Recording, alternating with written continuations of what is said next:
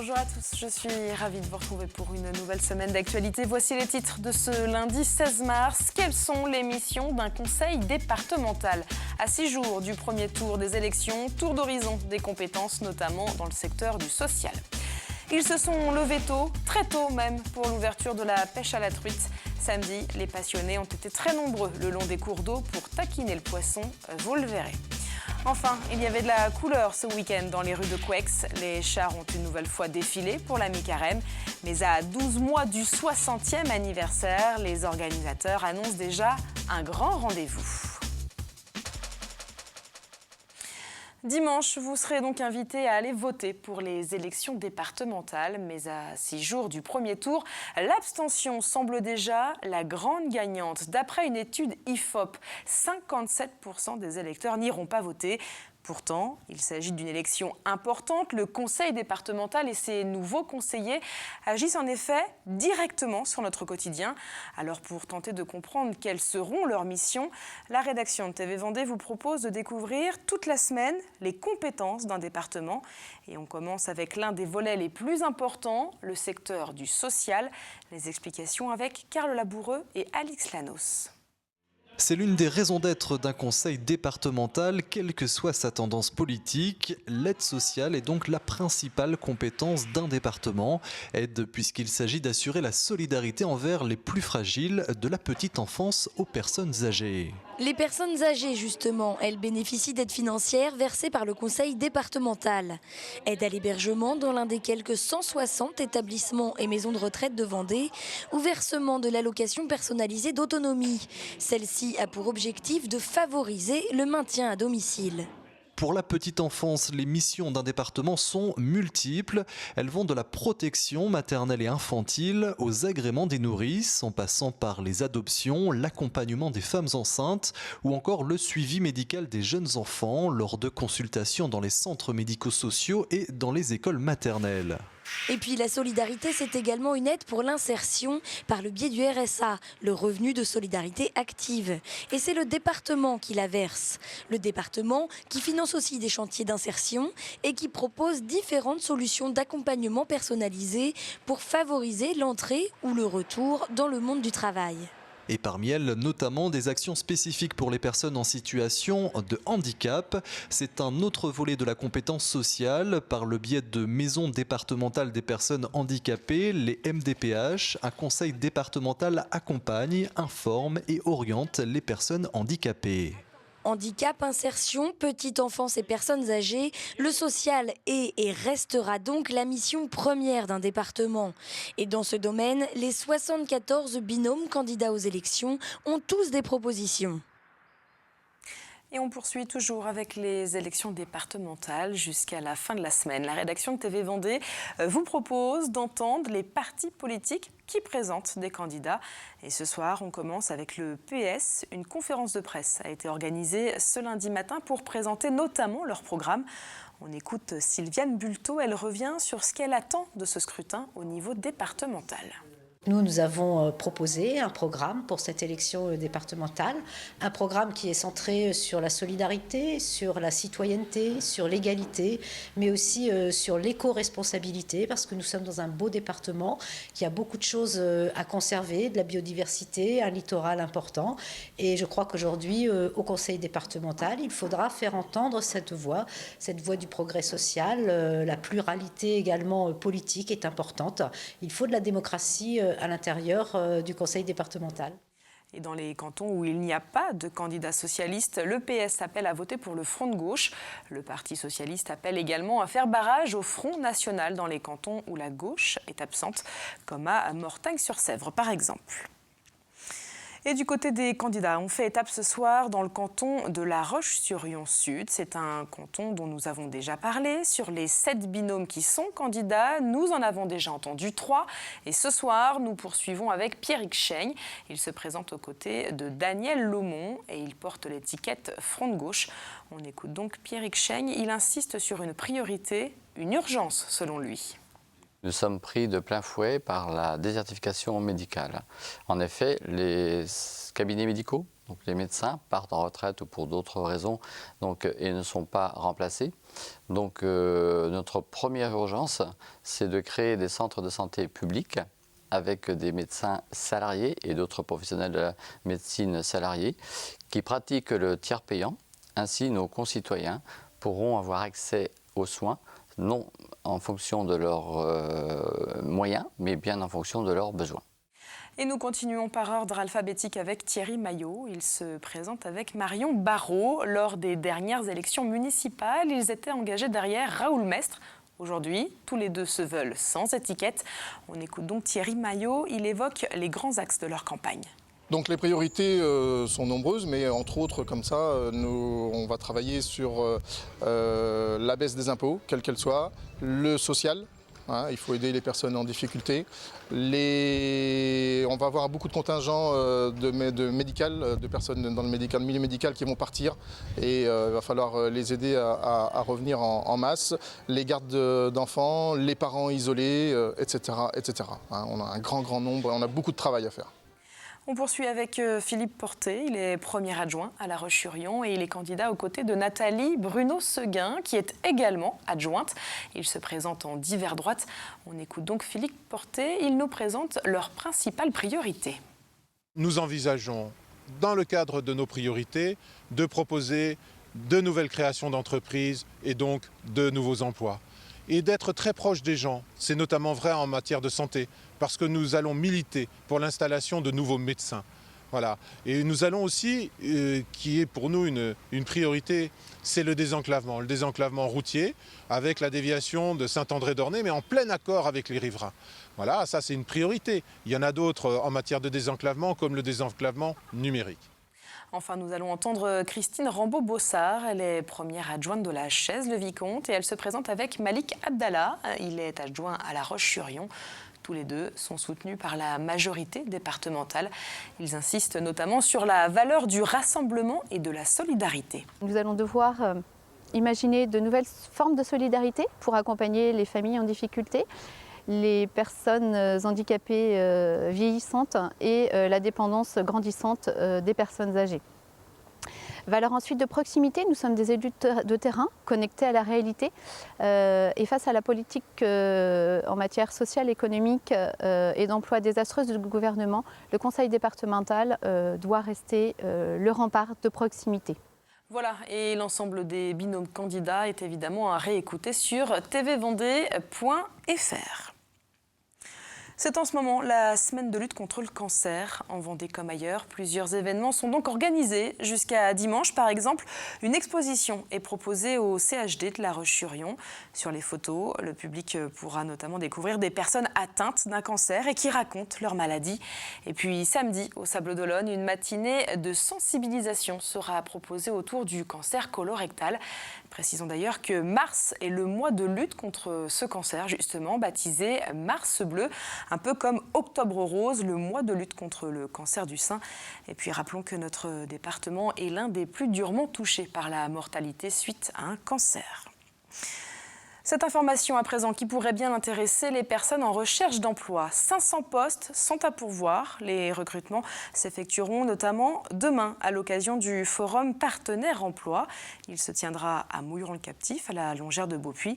Il s'agit de contrats en intérim longue durée dans les secteurs du nautisme, de l'industrie et de l'agroalimentaire. Le Puy du Fou crée sa propre école. C'est une première dans l'histoire d'un parc. Le projet a été présenté il y a quelques jours. Vous le voyez sur ces images. Alors concrètement, l'école ouvrira dès la rentrée prochaine aux Épaisses. Elle accueillera des petits de la maternelle au CE2. Elle a été baptisée Puy du Fou Academy. Son objectif est donc de permettre aux plus jeunes de découvrir les arts. Des cours théoriques seront donc donnés, comme dans n'importe quelle école. Mais les petits bénéficieront également d'une formation artistique, comme l'explique le président du Puy du Fou. Nous avons choisi le théâtre et la gymnastique, qui seront les deux disciplines majeures, à travers lesquelles on découvrira la danse, la musique et un certain nombre d'autres arts, qui sont des arts, je dirais, de base, fondamentaux, pour ensuite aller vers les autres arts plus spécialisés. Il est clair que ça répond à une stratégie de développement durable qui consiste à voir loin et à penser le Puy du Fou dans 10 ans, dans 20 ans. C'est aussi ça l'objectif de Puy du Fou Academy, assurer la pérennité du Puy du Fou à travers un modèle qui repose avant tout sur l'humain et donc sur ses artistes et donc sur la formation de ces artistes. La pêche à la truite est officiellement ouverte. La saison a débuté samedi à 7h07 précisément, heure du lever du soleil. Mais les passionnés étaient présents sur le bord des cours d'eau bien avant l'heure. Pierre Dalicieux les a donc rejoints très tôt à piquer. Ces pêcheurs-là sont prêts depuis 6h15 du matin et ils ne sont pas les seuls. Aimer pêcher, c'est surtout aimer se lever tôt et encore plus un jour d'ouverture. Moi je suis arrivé, c'était 5h45. Ah, quand même. Oui. Pourquoi si tôt? Pour avoir la place. Il faut être matinal pour avoir son poste. Alors en attendant, on prépare ses hameçons, on vérifie le moulinet, on discute un peu pour passer le temps. Car l'heure légale, c'est l'heure légale. On attend le 7h, 7h07, l'ouverture. Généralement la truite mord de bonne heure. D'accord, mais pas avant 7h07. Pas avant 7h07. L'heure du premier lancer arrive enfin. Tout le monde ici attend ça depuis 1 an. Alors forcément...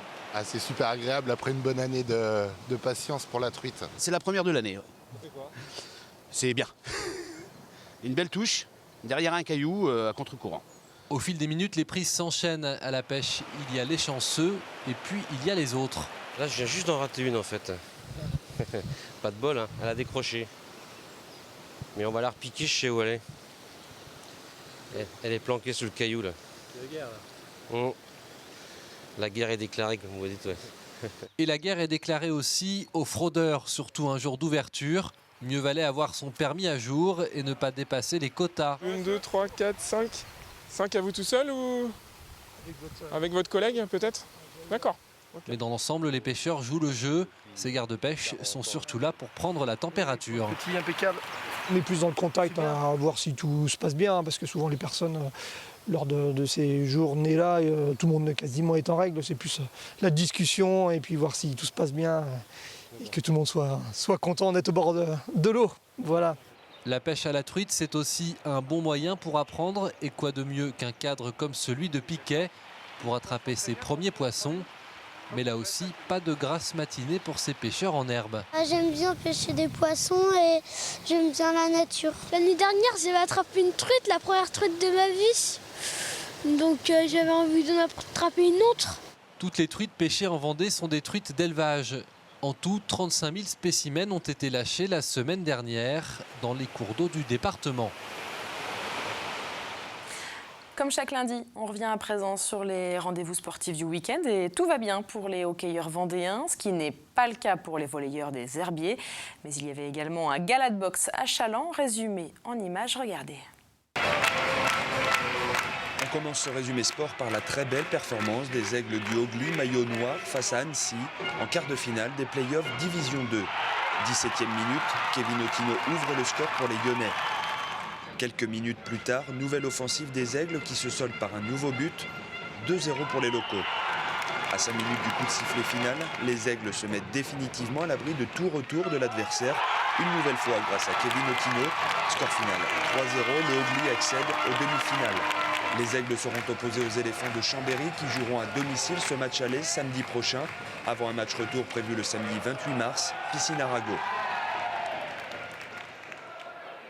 Samedi soir, salle Michel Vrignot à Challans. Le ring chalandais organise un gala de boxe et rend hommage au jeune champion disparu, Alexis Vastine. Une dizaine de combats amateurs ont lieu, notamment celui d'Ibrahim Gessoumov qui plie son combat en quelques minutes. L'autre temps fort, c'est le combat de Joris No, short noir, seul professionnel du club. Dans ce combat, il est opposé à Roman Amrani qui le remportera au point.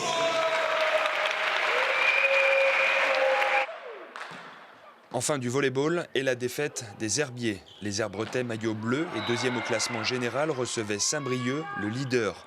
Battus 11-15 au premier set, les hommes de Mohamed Benani réagissent sur le deuxième en s'imposant 25-23.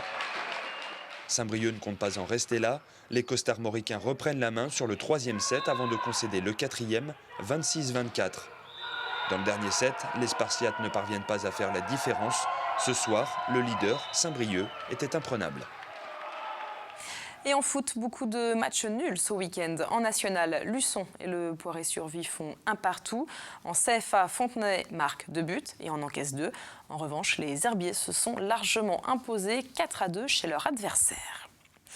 C'est le rendez-vous festif du mois de mars. Chaque année, la mi-carême de Couex envahit en effet les rues de la commune pour une journée haute en couleurs. Et l'édition 2015 n'a pas dérogé à la règle et celle de l'année prochaine devrait l'être encore plus.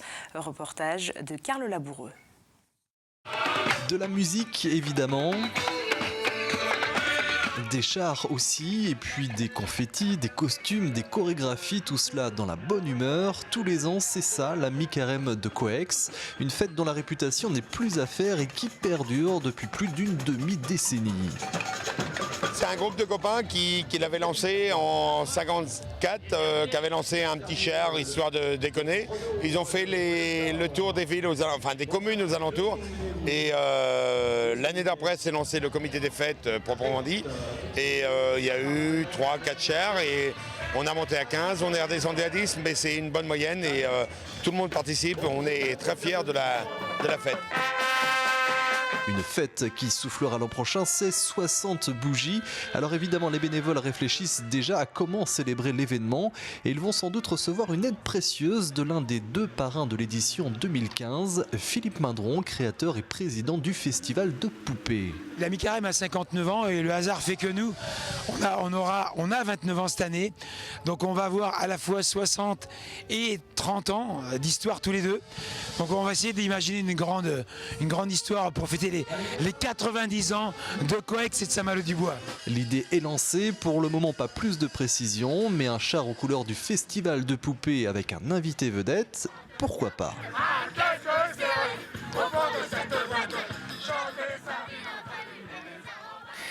Comme chaque lundi, découvrons ensemble à présent les grands rendez-vous de la semaine. Et jusqu'à dimanche, la langue française est à l'honneur. C'est en effet la semaine de la francophonie.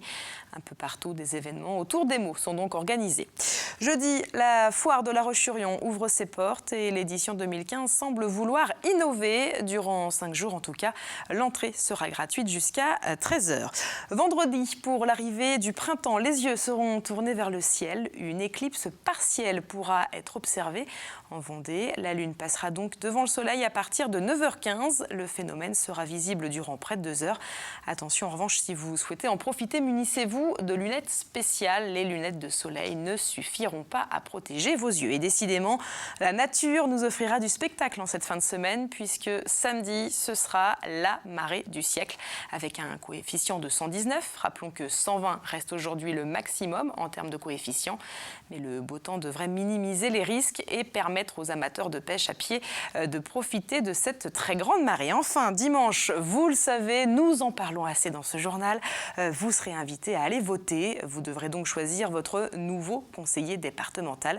TV Vendée couvrira d'ailleurs l'événement en vous proposant une soirée spéciale dès 19h45 pour découvrir en direct les résultats du premier tour de ces élections départementales. Et avant le scrutin de dimanche, on va revenir au temps prévu pour demain et le printemps arrive. La preuve, après une matinée plutôt fraîche, les températures monteront au-dessus des normales de saison pour atteindre jusqu'à 17 degrés. Et côté ciel, le soleil devrait largement être au rendez-vous. Dans quelques minutes, Armelle Pavageau vous en dit plus. Quant à nous, on se retrouve demain pour un nouveau point sur l'actualité vendéenne.